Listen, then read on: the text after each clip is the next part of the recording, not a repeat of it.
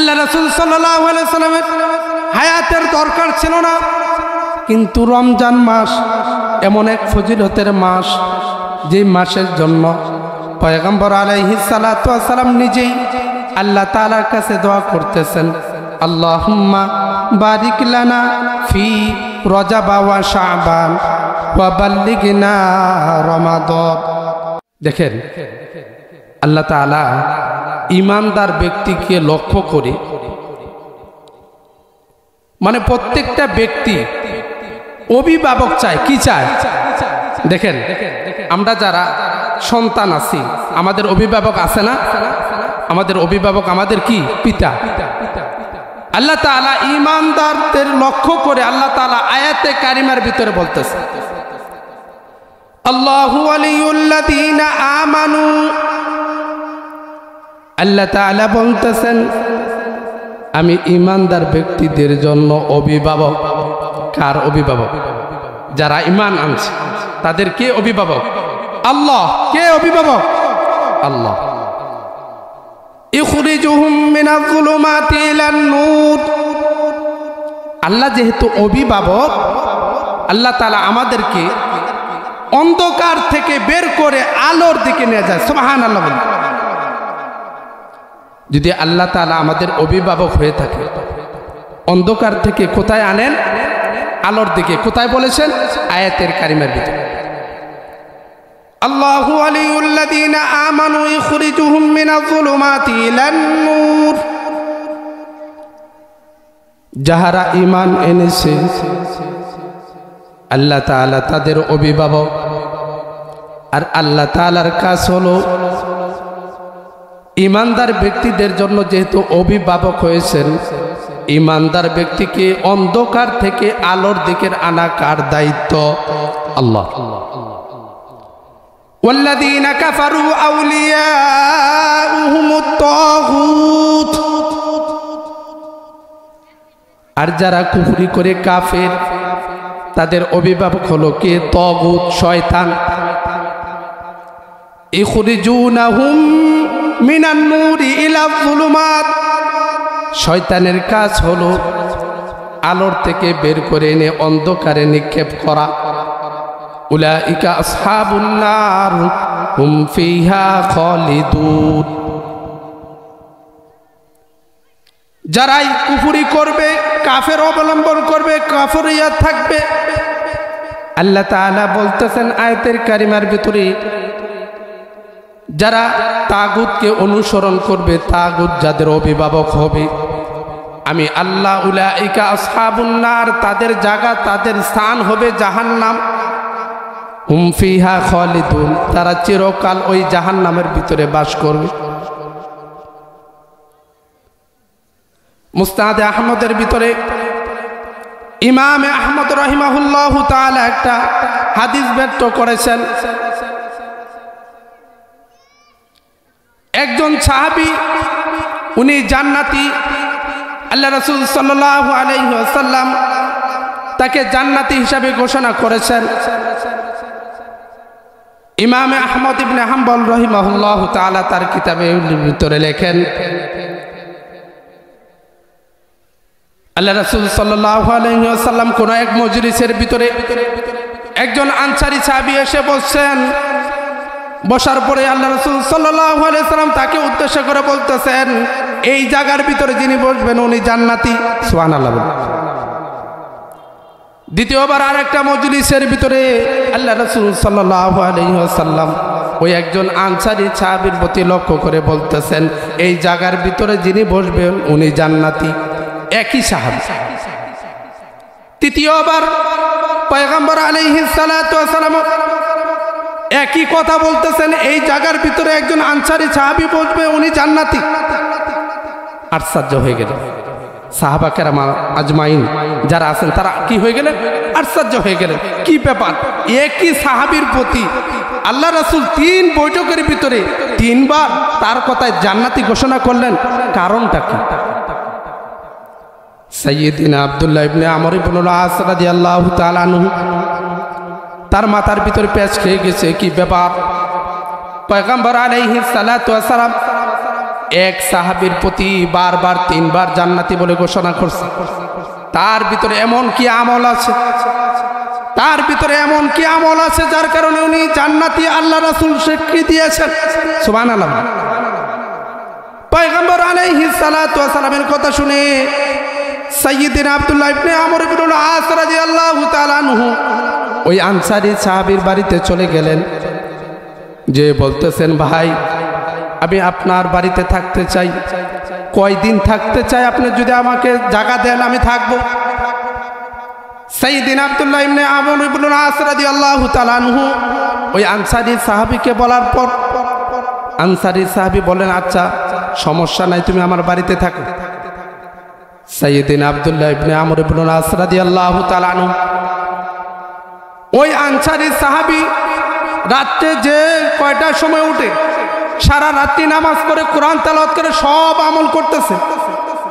সাইয়্যিদিনা আব্দুল্লাহ ইবনে আমর ইবনে আস রাদিয়াল্লাহু তাআলা আনহু একই আমল করে 3 দিন অতিক্রম হওয়ার পর সাইয়্যিদিনা আব্দুল্লাহ ইবনে আমর ইবনে আস রাদিয়াল্লাহু তাআলা আনহু ওই আনসারী সাহাবী ভাইকে বলতেছেন ভাই 3 দিন হয়ে গেছে, আমি আর তোমার বাড়িতে থাকতে চাই না, কিন্তু আমি তোমাকে একটা প্রশ্ন করি। আল্লাহ রাসূল সাল্লাল্লাহু আলাইহি ওয়াসাল্লাম এক 3 বার এক বৈঠকের ভিতরে 3 বৈঠকের ভিতরে তুমি যখন বসো আল্লাহ রাসূল সাল্লাল্লাহু আলাইহি ওয়াসাল্লাম তোমাকে জান্নাতি ঘোষণা করেছেন। এর কারণ কি? তুমি এমন কি আমল করো যার কারণে আল্লাহ রাসূল সাল্লাল্লাহু আলাইহি ওয়াসাল্লাম তোমাকে জান্নাতি ঘোষণা করেছেন? সাইয়্যিদিনা আব্দুল্লাহ ইবনে আমর ইবনে আস রাদিয়াল্লাহু তাআলা আনহু তার কথা শুনে ওই আনসারী সাহাবী বলতেছেন ভাই তুমিও যেরকম নামাজ পড়ো আমিও সেইভাবে নামাজ পড়ি, তুমি কোরআন তেলাওয়াত করো আমিও কোরআন তেলাওয়াত করি, তুমি জিকির আজকার করো আমিও জিকির আজকার করি, তুমিও দান সদকা করো আমিও দান সদকা করি, তুমিও রোজা রাখো আমিও রোজা রাখি, কিন্তু আমার মধ্যে একটা পার্থক্য, সেটা হলো আমি যখন বিছনার ভিতরে আমার মাথা রেখে দেই, আমি যখন আমার মাথা বিছনার মধ্যে রেখে দেই ওই মুহূর্তের সময় আমি আমার দুনিয়ার ভিতরে যার সাথে ঝগড়া হয়েছে, যার সাথে কথা কাটাকাটি হয়েছে, যেই হোক না কেন আমি আল্লাহর হস্তে তাকে মাফ করে দেই। সুবহানাল্লাহ। সাইয়্যিদিনা আব্দুল্লাহ ইবনে আমর ইবনে আস রাদিয়াল্লাহু তাআলা আনহু বললেন এটার কারণে মনে হয় পয়গম্বর আলাইহিস সালাতু ওয়াস সালামকে আল্লাহর তরফ থেকে তোমার প্রতি জান্নাতের ঘোষণা দিয়েছেন। সুবহানাল্লাহ। রাতে শোয়ার অবস্থায় কোনো ব্যক্তি যখন সকল মানুষকে মাফ করে যখন বিছনায় শোয়, উনি যদি মারাও যায় আল্লাহ তাআলা উপর থেকে তাকে এরকম একটা ঘোষণা দিয়েছেন তুমি যেহেতু আমার বান্দাদেরকে মাফ করে দিয়েছো আমি আল্লাহ তোমাকে মাফ করে দিলাম। সুবহানাল্লাহ। দেখেন আল্লাহ তাআলা কত দয়ালু। আল্লাহ তাআলা আমাদের অভিভাবক হিসাবে আল্লাহ তাআলা আমাদেরকে প্রেরণ করেছেন। যারা ইহুদি নাসারা খ্রিস্টান তারা ভিন্ন কথা, কিন্তু ঈমানদার হিসাবে আমরা যারা মুসলমান দাবি করি আমাদের অভিভাবককে আল্লাহ। আল্লাহু ওয়ালিউল্লাযীনা আমানু, দেখছেন কি সুন্দর, আল্লাহ ওয়ালিউল্লাযীনা আমানু, ঈমানদার ব্যক্তিদের জন্য আল্লাহ তাআলা কি অভিভাবক। ইবনে কাসিরের ভিতরে একটা ঘটনা মনে পড়ে বলে, মুসা আলাইহিস সালাতু ওয়াস সালাম তার বিবিকে নিয়ে কোন এক সফরে যাইতেছে। হযরত মুসা কালিমুল্লাহ আল্লাহ তাআলার সাথে কথা বলতেন, যার কারণে তাকে মুসা কালিমুল্লাহ বলা হয়। আল্লাহ তাআলার সাথে এত কথা বলছেন। একবার আল্লাহ রাসূল সাল্লাল্লাহু আলাইহি ওয়াসাল্লাম কোন এক বর্ণনার ভিতরে এরকম বলেন যে আমিও আল্লাহ তাআলার সাথে সাক্ষাৎ করেছি, দিদার হয়েছে, সব কিছু হয়েছে, কিন্তু আল্লাহ তাআলা মুসা আলাইহিস সালাতের প্রতি এতবার কথা বলেছেন তার নামের সাথে মুসা কালিমুল্লাহ সংযুক্ত করে দিয়েছেন। সুবহানাল্লাহ। মুসা আলাইহিস সালাম তার বিবিকে নিয়ে সফরে বের হলেন। সফরে বের হওয়ার পর মুসা আলাইহিস সালাতু ওয়াস সালাম তার বিবির প্রসব বেদনা শুরু হয়ে গেছে। মুসা আলাইহিস সালাতু ওয়াস সালাম ভাবলেন যে এখন আগুনের দরকার, কিছু জায়গার দরকার। মুসা আলাইহিস সালাতু ওয়াস সালাম ওখান থেকে বের হয়ে যখন বের হলেন, আল্লাহ তাআলার সাথে সাক্ষাৎ হলেন। আল্লাহ তাআলার ওই তুর পর্বতে যখন মুসা আলাইহিস সালাতু ওয়াস সালাম গেলেন, যার উপরে আল্লাহ তাআলা তাকে নবুয়ত দিলেন, তাওরাত কিতাবও দিলেন। তাওরাত এবং নবুয়ত দেওয়ার পর তার বিবি যে ওই জঙ্গলের ভিতরে প্রসব বেদনার ভিতরে রেখে আসছেন, আগুনের জন্য আসছেন। এখন আল্লাহ তাআলার সাথে দিদার হওয়ার কারণে, আল্লাহ তাআলার সাথে সাক্ষাৎ হওয়ার কারণে তার বিবিকেও ভুলে গেছেন। সুবহানাল্লাহ। আল্লাহ তাআলা মুসা আলাইহিস সালাতু ওয়াস সালামকে তার সব কিছু বলতেছেন। হঠাৎ করে মুসা আলাইহিস সালাতু ওয়াস সালামের অন্তরের ভিতরে তার বিবির কথা স্মরণে আসলেন। বিবির কথা স্মরণে আসার পর উনি মনে মনে বলতেছেন, ওগো আল্লাহ, আমি তো আগুনের উদ্দেশ্যে এখানে আসছি, আমার বিবি জঙ্গলের ভিতরে প্রসব বেদনার ভিতরে অবস্থান করতেছেন। উনি কি খাবে? ওখানে কোনো তার্তি নাই, কোনো ব্যক্তি নাই, কোনো মানুষ নাই, কোনো আগুন নাই। মনে মনে কোথায়? মনে মনে। আল্লাহ তাআলা আয়াতে কারিমার ভিতরে বলতেছেন, ইয়ালামু খায়িনাতাল আ'ইনি ওয়া মা তুখফিস সুদূর। আল্লাহ তাআলা প্রত্যেকটা ব্যক্তির অন্তরে কখন কি কল্পনা জল্পনা হয় কে জানেন? কে জানেন? আমি এখন বসে বসে কি চিন্তা করতেছি, কি ভাবতেছি, সব কিছু কে জানেন? আল্লাহ। ইয়ালামু খায়িনাতাল আ'ইউন ওয়া মা তুখফিস সুদূর। আমার অন্তরের ভিতরে কি কল্পনা হচ্ছে, কি জল্পনা হচ্ছে, কে জানেন? আল্লাহ মুসা আলাইহিস সালাতু ওয়াস সালাম তার বিবির কথা যখন স্মরণ আসলেন, আল্লাহ তাআলা তাকে বুঝাইতেছেন, ও মুসা, তোমার লাঠি নিয়ে সামনের দিকে যাও। কোথায় যাও? সামনের দিকে যাও। আল্লাহ তাআলা এরকম আয়াতের কারিমার ভিতরে বলতেছেন, ওয়ালাকাদ আরসালনা মুসা বিআয়াতিনা ওয়া সুলতানিম মুবিন। আল্লাহ তাআলা মুসা আলাইহিস সালাতু ওয়াস সালামের লাঠির ভিতরে অসংখ্য মুজিজা দিয়ে এই লাঠি তার হাতে দিয়েছেন। সুবহানাল্লাহ বলি। মুসা আলাইহিস সালাতু ওয়াস সালাম যখন লাঠি ছাড়তেন সাপ হয়ে যেতেন। কি হইতেন? সাপ। পানির ভিতরে আঘাত করলে পানি কি হয়ে যেত? রাস্তা। মুসা আলাইহিস সালাতু ওয়াস সালামকে আল্লাহর তরফ থেকে ওহীর মাধ্যমে জানানো হলো, আপনি সামনের দিকে যান। মুসা আলাইহিস সালাতু ওয়াস সালাম সামনের দিকে যে দেখতেছেন একটা পাথর, বড় একটা পাথর। মুসা আলাইহিস সালাতু ওয়াস সালামকে আল্লাহ তাআলা বলতেছেন, মুসা, তুমি এই পাথরের উপর আঘাত করো। ইয়ালামু খায়িনাতাল আ'ইউন ওয়া মা তুখফিস সুদূর। মুসা আলাইহিস সালাতু ওয়াস সালামের মনের ভিতরে তার বিবির কথা আসছে, রিজিকের কথা আসছে, আমার বিবি কি খাবে, ওখানে কি অবস্থায় আছে, এটা বুঝাবার জন্য পয়গম্বর মুসা আলাইহিস সালাতু ওয়াস সালামকে আল্লাহ তাআলা সুন্দরভাবে বুঝাবার জন্য এই পাথরের নিকটে আনছেন। সুবহানাল্লাহ।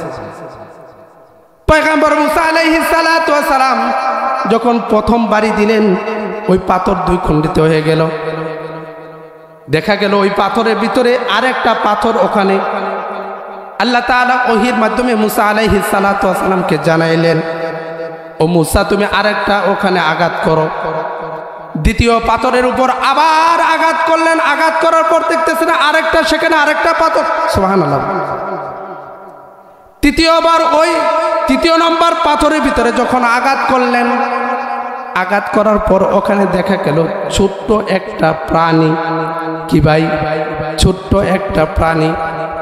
মুসা আলাইহিস সালাতু ওয়াস সালাম ওই দৃশ্যর দেখে দেখলেন পাথরের ভিতরে কোনো রকম ছিদ্রি নাই। এক, দুই, তিন, তিনটা পাথরের ভিতরে একটা ছোট প্রাণী, যে প্রাণীর মুখের ভিতরে কি যেন আদার, একটু ঘাসের কণা আছে।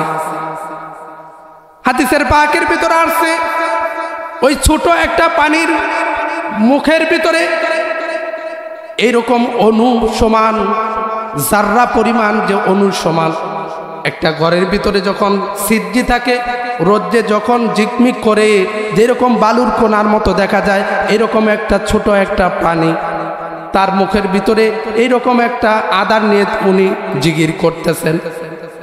মুসা আলাইহিস সালাতু ওয়াস সালাম দেখার পর ওই ছোট্ট একটা পিপিলিকা মুসা আলাইহিস সালাতু ওয়াস সালামকে জানাবার জন্য, মুসা আলাইহিস সালাতু ওয়াস সালামকে বলার জন্য যে তুমি যদি যাই কিছু চিন্তা করো না কেন, আল্লাহ তাআলা আমাকে এক নয় দুই নয় তিনটা পাথরের ভিতরে আল্লাহ তাআলা আমাকে রিজিক দান করেন। সুবহানাল্লাহ। ওই ছোট্ট পিপিলিকা আল্লাহ তাআলার কাছে দরখাস্ত করলেন, আমি মুসাকে কিছু কথা বলতে চাই। মুসা আলাইহিস সালাতু ওয়াস সালামকে আল্লাহ তাআলা প্রাণীর শ্রবণ শক্তি আল্লাহ তাআলা তাকে দিয়েছিলেন। ওই ছোট্ট পিপিলিকা বলতেছেন, সুবহানা মাইয়ারানি, সুবহানা মাইয়ারানি, ওই মহান আল্লাহ তাআলা আমাকে দেখেন। মুসা আলাইহিস সালাম আশ্চর্য হয়ে গেলেন, কি রে এই ছোট্ট পিপিলিকা আবার মানে কিছু যেন বলতেছে। আল্লাহ তাআলা তার কানের ভিতরে ঢুকাই দিতে, সুবহানা মাইয়ারানি, ওই মহান আল্লাহ তাআলা যিনি পুত পবিত্র, ওই মহান আল্লাহ তাআলা আমাকে দেখেন। ওয়াসমাউ কালামি, আর আমি যা বলি আল্লাহ তাআলা কি শুনেন। সুবহানাল্লাহ। এক তো আমাকে দেখেন আর আমি যা বলি আল্লাহ তাআলা শুনেন। ওয়াইরুসিলু রিজকি, আর আমার রিজিক যা দরকার আল্লাহ তাআলা এই তিনটা পাথরের ভিতরে আমাকে রিজিকের ফয়সালা করেন। সুবহানাল্লাহ। ওয়ায়াযকুরুনি ওয়ালা ইয়ামসানি, আল্লাহ তাআলা আমাকে স্মরণ রেখেছেন। আমি যে এই পাথরে তিনটা পাথরের ভিতরে আমি যে রয়েছি, আল্লাহ তাআলা আমাকে স্মরণ রেখেছেন কিন্তু আমাকে বলে যান নাই। সুবহানাল্লাহ। দেখছেন, একজন নবী মুসা আলাইহিস সালাতু ওয়াস সালাম, তাকে বুঝাবার জন্য আল্লাহ তাআলা এত সব কিছু দেখাইলেন। কিসের জন্য? যে আমি আল্লাহ। আল্লাহ তাআলা বলতেছেন, ওয়ামা মিন দাব্বাতিন ফিল আরদি ইল্লা আলাল্লাহি রিজকুহা, আমি আল্লাহ দুনিয়ার বুকে জমিনের উপরে যত প্রাণী, স্থলে জলে যত প্রাণী রয়েছে, আমি আল্লাহ সকলকে রিজিক দান করি। আর আমাদের অবস্থা কেমন? পরিবারে কি খাবে, কি চলবে, এই অবস্থা হয়ে যায়। মুসনাদে আহমদের আরেকটা ঘটনা বর্ণনা করেছেন আল্লামা রাজি রাহিমাহুল্লাহু তাআলা। উনি একটা ঘটনা বর্ণনা করতেছেন। আল্লামা রাজি রাহিমাহুল্লাহু তাআলা গালেবান সুফিয়ান সাউরি, উনি একটা ঘটনা বর্ণনা করতেছেন। উনি দেখছেন, অনেক কিতাবের ভিতরে লেখেন সুফিয়ান সাউরি উনি সাগরের পাড়ে গেছেন, যে দেখতেছেন একটা বিচ্ছু লাফালাফি করে সাগরের কিনারায় আসতেছেন। সুফিয়ান সাউরি লক্ষ্য করতেছেন, যদি আমি তার প্রতি লক্ষ্য রাখি মনে হয় কিছু বুঝতে পারবো। আল্লামা সুফিয়ান সাউরি রাহিমাহুল্লাহু তাআলা একজন বুজুর্গ ছিলেন। উনি যখন দেখতে পারলেন যে একটা বিচ্ছু সাগরের কিনারায় চলে আসছে, তৎক্ষণাৎই একটা কচ্ছপ ওই সাগরের কিনারায় অবস্থান করতেছেন। বিচ্ছু আওয়াজের সঙ্গে সঙ্গে ওই কচ্ছপ ওখানে দাঁড় হওয়ার কারণে বিচ্ছুটা তার উপরে চড়ে বসছেন। দেখেন ভাই, আমরা যে নামাজ পড়ি, আমরা যে জিকির করি, আমরা যে আল্লাহ তাআলার প্রতি সব কিছু যখন সব কিছু করা শুরু করি, আল্লাহ তাআলা কিভাবে হেফাজত করেন। এই বিচ্ছু যখন কচ্ছপের উপর দিয়ে নদী পার হচ্ছেন, সুফিয়ান সাউরি রাহিমাহুল্লাহু তাআলা উনি ওই বিচ্ছুর সাথে সাথে কচ্ছপের সাথে সাথে একটা নৌকা দিয়ে তার পিছনে ছুটলেন। সুফিয়ান সাউরি রাহিমাহুল্লাহু তাআলা উনি দেখতেছেন কোথায় যাইতেছেন, পিছনে পিছনে উনিও যাইতেছেন। কিছু দূর যাইতে দেখলেন ওপারের দিকে ওই বিচ্ছু কচ্ছপের উপর থেকে লাফ দিয়ে ওপারে চলে গেলেন। সুফিয়ান সাউরি রাহিমাহুল্লাহু তাআলা উনিও নেমে দেখলেন কাণ্ডটা কি। সুফিয়ান সাউরি রাহিমাহুল্লাহু তাআলা দেখতেছেন একজন যুবক এক গাছের নিচে যুবকটা শুয়ে আছেন। সুফিয়ান সাউরি রাহিমাহুল্লাহু তাআলা বুজুর্গ ছিলেন, তারপরে ওই দৃশ্য দেখার পর ওই যুবক ওখানে শুয়ে আছেন, সাথে দেখছেন যে বিশাল একটা সাপ তার উপরে ফেনা পেতে আছে। তৎক্ষণাৎই বিচ্ছু তাকে ছোবল মেরে ওখানে সাপকে মেরে ফেললেন। যখন সাপকে মেরে ফেললেন, সুফিয়ান সাউরি রাহিমাহুল্লাহু তাআলা চিৎকার করে আল্লাহু আকবার ডাক দিলেন। চিৎকার করে যখন আল্লাহু আকবার ডাক দেওয়ার পর ওই যুবকের ঘুম ভেঙে গেলেন। ভেঙে যাওয়ার পর উনি একটা পাথর নিয়েছেন ওই বিচ্ছুকে মারার জন্য। সুফিয়ান সাউরি রাহিমাহুল্লাহু তাআলা ওই যুবককে বলতেছেন, ভাই আমি যা কিছু দেখেছি পরবর্তী তোমাকে বলবো, কিন্তু ওই বিচ্ছুকে মারিও না, কারণ তুমি এমন কোন আমল করেছো যে আমলের কারণে এই বিচ্ছু এই সাপকে মারছে, যার কারণে এই সাপ তোমাকে ছোবল মারতে পারে নাই। যদি ছোবল মারতো তুমি মারা যাইতা। এমন কি আমল করেছো যার কারণে এই সাপ থেকে বিচ্ছু তোমাকে রক্ষা করেছেন। যুবক ডাক দিয়ে ওই বুজুর্গকে বলতেছেন, ভাই আমি এমন কিছু আমল করি না, কিন্তু আমি এমন জায়গা থেকে এখানে আসছি, আসার পথে আমি পথ ভুলে গেছি। আমার পথ ভুলে যাওয়ার কারণে আমি কোথায় যাব, কি করব, আমি এখানে অবস্থান করতেছিলাম। এই অবস্থানরত আমি 2 রাকাত নামাজ আদায় করেছি। কয় রাকাত? 2 রাকাত নামাজ আদায় করেছি। আদায় করার পর আমি এখানে যখন ঘুমাবো, আমার ঘুমের ভাব যখন আসছে, আমি আল্লাহ তাআলাকে বলছি, ওগো আল্লাহ, আমি আপনার প্রতি 2 রাকাত নামাজ আদায় করেছি, আর আমার এমন সব কিছু হাজত আল্লাহ আপনি গায়বে থেকে খুলে দেন। যুবক এই কথা বলার পর উনি ঘুমে গেলেন। ঘুমে যাওয়ার পর সুফিয়ান সাউরি রাহিমাহুল্লাহু তাআলা বলতেছেন, যেহেতু তুমি 2 রাকাত নামাজ আদায় করছো, কয় রাকাত? 2 রাকাত নামাজ আদায় করছো। এই 2 রাকাত নামাজ আদায় করার কারণে আর যখন আল্লাহ তাআলার কাছে দোয়া করেছো, এমন একজন ব্যক্তি তোমার কাছে আসুক, যিনি তোমাকে পথ দেখাই দিবেন। ও যুবক ডাক দিয়ে বলতেছেন, আল্লাহ তাআলা আমার 2 রাকাত নামাজের বদলতে এমন একজন ব্যক্তি আমার সামনে দাঁড় করাইছেন, যার কারণে আমি নৌকা দিয়ে উপার হয়ে যাইতে পারবো। দেখেন ভাই, নামাজের কত দৌলত, নামাজের কত দাম। দেখেন আজকে একজন ব্যক্তিকে লাশ হিসাবে কবরে রাখা হয়েছে। কি হিসাবে? ওনার যখন হায়াত ছিল, ওনার যখন নিঃশ্বাস ছিল, উনি তখন ব্যক্তি হিসাবে দুনিয়াতে ছিল। ওনার হায়াত নাই, এখন উনি লাশ হিসাবে তাকে কবরে রাখা হয়েছে। ভাই, আমরা এখানে যারা আছি, 2025 সাল চলছে, কয় সাল? 25 সাল, কয় সাল? 2100 সাল অথবা 60 সালের ভিতরে থাকতে পারবো কিনা, এরকম কেউ গ্যারান্টি দিতে পারবো? দিতে পারবো না।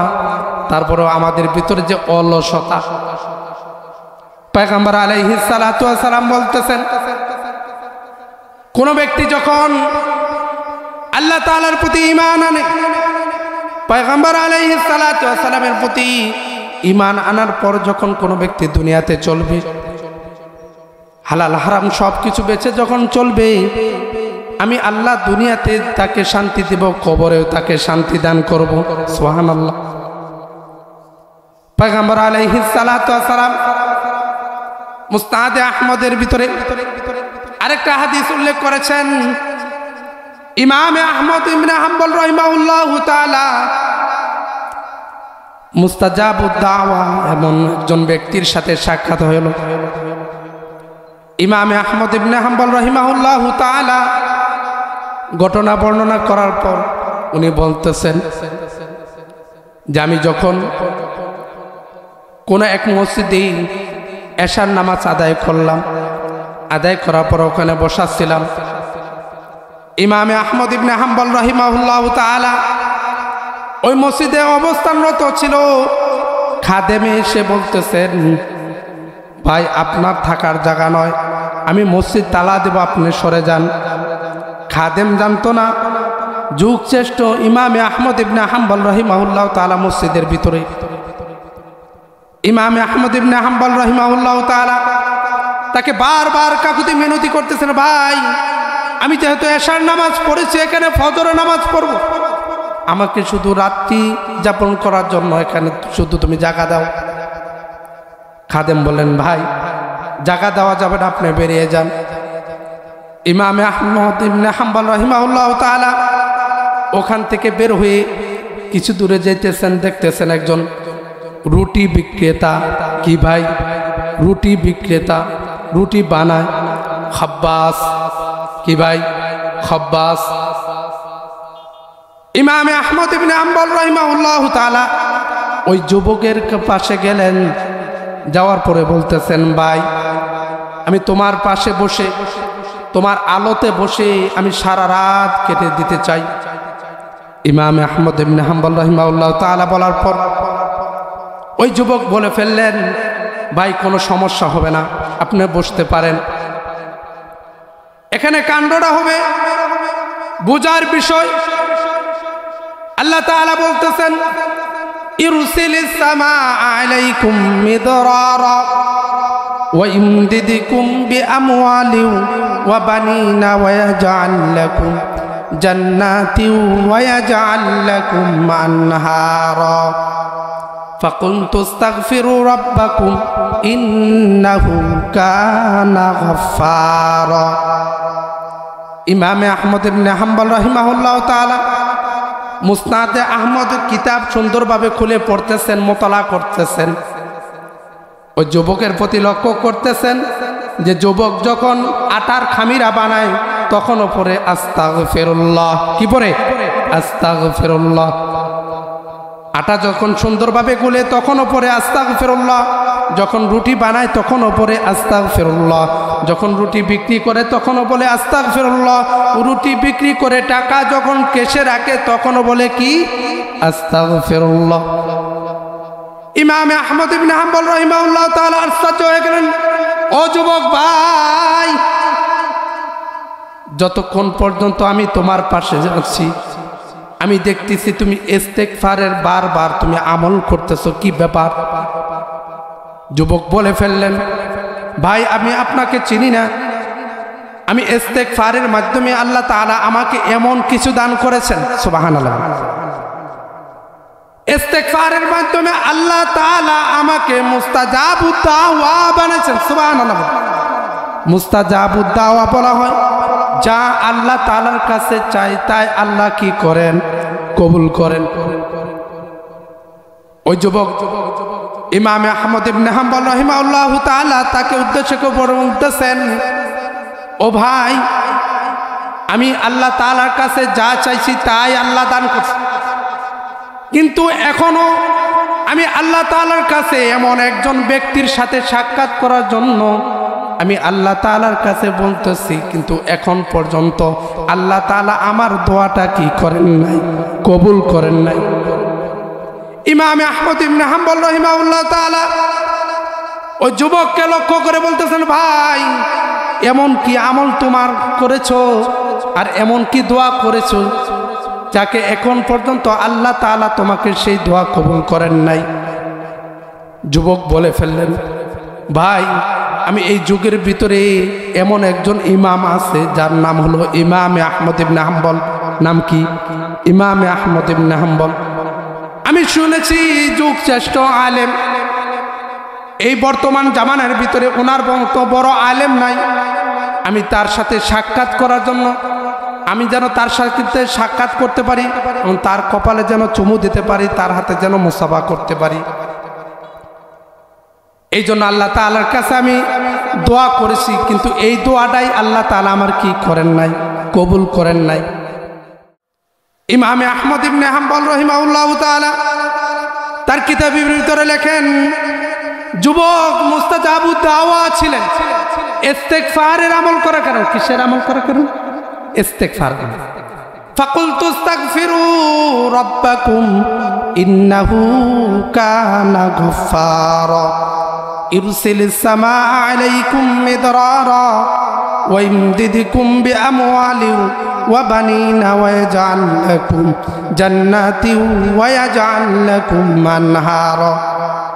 আল্লাহ তাআলা এখানে বলতেছেন ফাকুলতু আস্তাগফিরু রাব্বাকুম, যখন তুমি ইস্তেগফারের আমল করবা আমি আল্লাহ তুমি যা চাবা আমি আল্লাহ তোমাকে তাই দান করব। সমাজের ভিতরে এরকম দেখা যায় অনেকের সন্তান হয় না, কি হয় না ভাই? সন্তান হয় না। পয়গম্বর আলাইহিস সালাতু ওয়াস সালাম বলেন, কোন ব্যক্তি যদি, কোন মা বোন, কোন ব্যক্তি যখন ইখলাসের সহিত যখন ইস্তেগফারের আমল করবে আল্লাহ তাআলা ওই ইস্তেগফারের আমলের মাধ্যমে আল্লাহ তাআলা তাকে সন্তান দান করবেন। কোন জমিনের ভিতরে বৃষ্টি হচ্ছে না, উনি ইস্তেগফারের আমল করুক। ইস্তেগফারের আমল যখন করবে আল্লাহর তরফ থেকে ওই জায়গার ভিতরে বৃষ্টি বর্ষণ করবেন। কোন ব্যক্তি যখন ইস্তেগফারের আমল করবে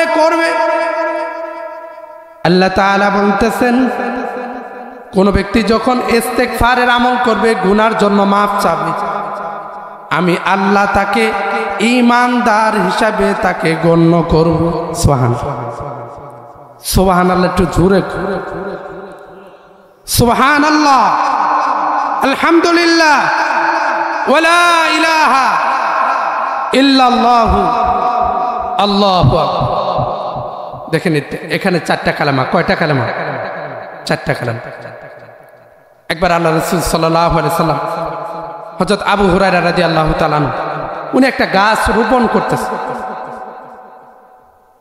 পয়গম্বর আলাইহিস সালাতু ওয়াস সালাম হযরত আবু হুরায়রা রাদিয়াল্লাহু তাআলা আনহুকে দেখলেন একটা গাছ রোপণ করতেছেন। আবু হুরায়রা রাদিয়াল্লাহু তাআলা আনহুকে আল্লাহ রাসূল সাল্লাল্লাহু আলাইহি সাল্লাম বলতেছেন, ও আবু হুরায়রা তুমি কি করতেছো?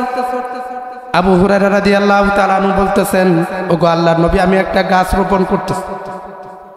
পয়গম্বর আলাইহিস সালাতু ওয়াস সালাম হযরত আবু হুরায়রা রাদিয়াল্লাহু তাআলা আনহুকে বললেন, আবু হুরায়রা তুমি যে একটা গাছ রোপণ করতেছো, এই গাছের বদলতে আমি তোমাকে এমন কিছু আমল কি শিক্ষা দেব যে আমল করার কারণে আল্লাহ তাআলা তুমি যে দুনিয়াতে গাছ রোপণ করতেছো আল্লাহ তাআলা এই গাছ রোপণ করা তোমাকে জান্নাতে রোপণ করাবে।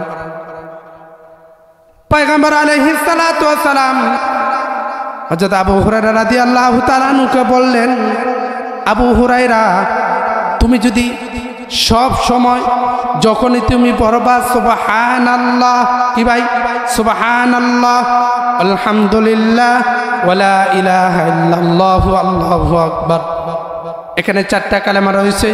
তুমি যখন প্রতিদিন সব সময় যখন এই চার কালেমা তুমি পাঠ করবা আল্লাহ তাআলা এই তোমার চার কালেমার বদলতে জান্নাতে চারটি গাছ রোপণ করে দিবেন। সুবহানাল্লাহ। আল্লাহ রাসূল সাল্লাল্লাহু আলাইহি ওয়াসাল্লাম বলতেছেন, কোন ব্যক্তি যখন সুবহানাল্লাহ অন্তরের সাথে বলবে, কিসের সাথে ভাই? অন্তরের সাথে বলবে, ইখলাসের সহিত বলবে। পয়গম্বর আলাইহিস সালাতু ওয়াস সালাম বলেন, আসমান এবং জমিনের মধ্যে যে ফাঁকা জায়গা রয়েছে আল্লাহ তাআলা এই সুবহানাল্লাহ বলনেওয়ালা ব্যক্তি আমল নামায় এত সওয়াব দান করবেন। সুবহানাল্লাহ, আরো জোরে বলি, নারায়ে তাকবীর। আল কোরআনের আলো, আল হাদিসের আলো, নারায়ে তাকবীর।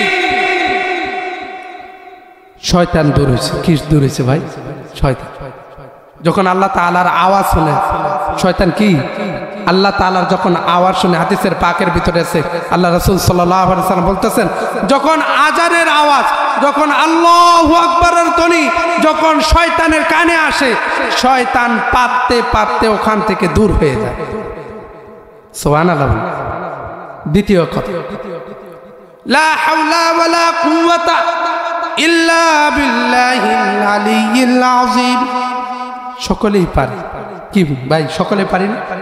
সকলেই পারে, কিন্তু আমলের ভিতরে না। এটা আমরা কি মনে করি? বুট খালাই খাওয়ার মতো, বাদাম খাওয়ার মতো সামথিং একটা বিষয়। আপনি সুবহানাল্লাহ বলবেন, এই সুবহানাল্লাহ বদলতে আল্লাহ তাআলা আপনার জন্য জান্নাতে একটা গাছ রোপণ করে দিবেন। এটা কি ছোট একটা জিনিস না, বিশাল একটা জিনিস। আল্লাহ রাসূল সাল্লাল্লাহু আলাইহি ওয়াসাল্লাম বলতেছেন, যখন কোনো ব্যক্তি সুবহানাল্লাহ আলহামদুলিল্লাহ ওয়ালা ইলাহা ইল্লাল্লাহু আল্লাহু আকবার এই চার কালেমা পড়বে, আল্লাহ তাআলা পয়গম্বর আলাইহিস সালাতু ওয়াস সালামকে জানিয়ে দিতেছেন, কোন বান্দা বান্দি যখন এই চার কালেমা একসাথে পড়বে, উহুদ পাহাড় পরিমাণ যে সওয়াব, জাবালে পাহাড় আছে উহুদ পাহাড়, 4টা উহুদ পাহাড় পরিমাণ দান করলে যত সওয়াব আল্লাহ তাআলা ওই বান্দা বান্দির আমল নামায় দান করবেন। সুবহানাল্লাহ। একটু আরো জোরে হওয়ার কথা না? সুবহানাল্লাহ। একটু জিকির করি, লা ইলাহা ইল্লাল্লাহ, লা ইলাহা ইল্লাল্লাহ, লা ইলাহা ইল্লাল্লাহ, লা ইলাহা ইল্লাল্লাহ, লা ইলাহা ইল্লাল্লাহ মুহাম্মাদুর রাসূলুল্লাহ সাল্লাল্লাহু আলাইহি ওয়াসাল্লাম। পয়গম্বর আলাইহিস সালাতু ওয়াস সালাম আরো কথা বলছেন, এমন একটা মাস আমাদের সামনে আসছে, রজব মাস। কি মাস ভাই? রজব মাস। সকলেই লক্ষ্য রাখবেন। আল্লাহ রাসূল সাল্লাল্লাহু আলাইহি ওয়াসাল্লাম বলতেছেন, যখন তোমাদের সামনে রজব এবং শাবান, রজব মাস সামনে আসবে, রজব মাস প্রথম থেকে তোমরা পড়বা, আল্লাহুম্মা বারিক লানা ফি রজব ওয়া শাবান ওয়া বাল্লিগনা রমাদান। পয়গম্বর আলাইহিস সালাতু ওয়াস সালাম বলতেছেন, যখন কোনো ব্যক্তি রজব মাস আসার পর যখন এই দোয়া পড়বে, আল্লাহ তাআলা তাকে রমজান পর্যন্ত হায়াত পৌঁছে দিবেন। আল্লাহ রাসূল সাল্লাল্লাহু আলাইহি ওয়াসাল্লামের হায়াতের দরকার ছিল না, কিন্তু রমজান মাস এমন এক ফজিলতের মাস, যে মাসের জন্য পয়গম্বর আলাইহিস সালাতু ওয়াস সালাম নিজেই আল্লাহ তাআলার কাছে দোয়া করতেছেন, আল্লাহুম্মা বারিক লানা ফি রজব ওয়া শাবান ওয়া বাল্লিগনা রমাদান। মুহাদ্দিসিনে কেরাম লেখেন, কোন ব্যক্তি যখন রমজান মাস আসার পূর্বে রজব মাস থেকে যখন এই দোয়া পড়বে, সকাল সন্ধ্যা, ভাই কখন? সকাল সন্ধ্যা যখন এই দোয়া পড়বে, সকালে মুখস্থ আঙ্গিকে শুনি তাই বুঝতে পারো, আল্লাহুম্মা বারিক লানা ফি রজব ওয়া শাবান ওয়া বাল্লিগনা রমাদান। যখন কোনো ব্যক্তি রজব মাসে পড়বে, আল্লাহ তাআলা এই রজব মাস পড়ার পর যখন শাবান মাস আসবে, শাবান মাসের ভিতরে যখন পড়বে, আল্লাহুম্মা বারিক লানা ফি রজব ওয়া শাবান ওয়া বাল্লিগনা রমাদান, আল্লাহ তাআলা আগামী রজব পর্যন্ত আল্লাহ তাআলা তাকে হায়াত দান করবেন। হায়াতের দরকার আছে না ভাই? হায়াত না থাকলে কি আমল করা যাবে? যাবে না। আল্লাহ রাসূল সাল্লাল্লাহু আলাইহি ওয়াসাল্লাম আরো বলতেছেন, আমাদেরকে যখন কবরে রাখা হয় কয়টা প্রশ্ন করা হয়? 3টা। কয়টা? 3টা প্রশ্ন করা হয়। মার রব্বুকা ওয়া মান দীনুকা ওয়া মান নাবিয়ুকা। কয়টা প্রশ্ন? 3টা প্রশ্ন। মার রব্বুকা, তোমার রবকে। যদি রবের প্রতি, রবের গোলামি যদি না করি, তাহলে রবের কথা বলতে পারবো না। ওয়া মান দীনুকা, তোমার দিন কি? আমাদের দিন কি? ইসলাম। ইসলামের পুরাপুরি যদি ইসলামের উপর না আসতে পারি, তাহলে ইসলাম আমাদের মুখ দিয়ে আসবে? আসবে না। ওমান নাবিউকা, তোমাদের নবীকে। যদি পয়গম্বর আলাইহিস সালাতু ওয়াস সালামের সুন্নত তরিকায় যদি না চলতে পারি, তার তরিকা মতো যদি না চলতে পারি, তাহলে আল্লাহ রাসূল সাল্লাল্লাহু আলাইহি সাল্লামের কথা মনে হবে? আল্লাহ রাসূল সাল্লাল্লাহু আলাইহি সাল্লাম বলতেছেন, হাদিসের পাকের ভিতরে আছে, যখন কোনো ব্যক্তিকে জিজ্ঞাসা করবেন মুনকার নাকির, মার রব্বুকা ওয়া মান দীনুকা ওয়া মান নাবিয়ুকা, যদি আল্লাহকে আল্লাহ হিসাবে না মানে, ইসলামকে তার ধর্ম হিসাবে না মানে, নবীকে যদি নবী হিসাবে না মানে, আল্লাহ রাসূল সাল্লাল্লাহু আলাইহি সাল্লাম বলতেছেন, আল্লাহ রাসূল সাল্লাল্লাহু আলাইহি সাল্লাম বলতেছেন, তার মুখ থেকে কোনো কিছু বের হবে না, শুধু বের হবে লা আদরি লা আদরি, আমি কিছুই জানি না। কি বলবে ভাই? আমি কিছু জানি না। পয়গম্বর আলাইহিস সালাতু ওয়াস সালাম বলতেছেন, পয়গম্বর আলাইহিস সালাতু ওয়াস সালাম বলতেছেন, কোন ব্যক্তি যখন সকাল সন্ধ্যায় রাদিতু বিল্লাহি রাব্বাও ওয়া বিল ইসলামি দীনা ওয়া বি মুহাম্মাদিন সাল্লাল্লাহু আলাইহি ওয়াসাল্লাম নাবিয়্যা, যখন কোনো ব্যক্তি সকাল সন্ধ্যায় 3 বার এই আমল করবে, সকাল শুরু করবে এই আমল দ্বারা, সন্ধ্যা শুরু করবে এই আমল দ্বারা, পয়গম্বর আলাইহিস সালাতু ওয়াস সালাম বলেন, যখন কোনো ব্যক্তি রাদিতু বিল্লাহি রাব্বাও ওয়া বিল ইসলামি দীনা ওয়া বি মুহাম্মাদিন সাল্লাল্লাহু আলাইহি ওয়াসাল্লাম নাবিয়্যা, আল্লাহ তাআলা ডাক দিয়ে বলতেছেন, কোন বান্দা বান্দি যখন রাদিতু বিল্লাহি রাব্বাও ওয়া বিল ইসলামি দীনা ওয়া বি মুহাম্মাদিন সাল্লাল্লাহু আলাইহি ওয়াসাল্লাম নাবিয়্যা, এই আমল যখন সকাল সন্ধ্যায় আমল করবে, আমি আল্লাহ তাকে জান্নাতে দেওয়ার জন্য ওয়াজিব হয়ে যাব। আমি আল্লাহ নিজে ওয়াজিব হয়ে যাব তাকে জান্নাতে দেব। তাহলে আমল করা লাগবে না ইনশাআল্লাহ? ইনশাআল্লাহ।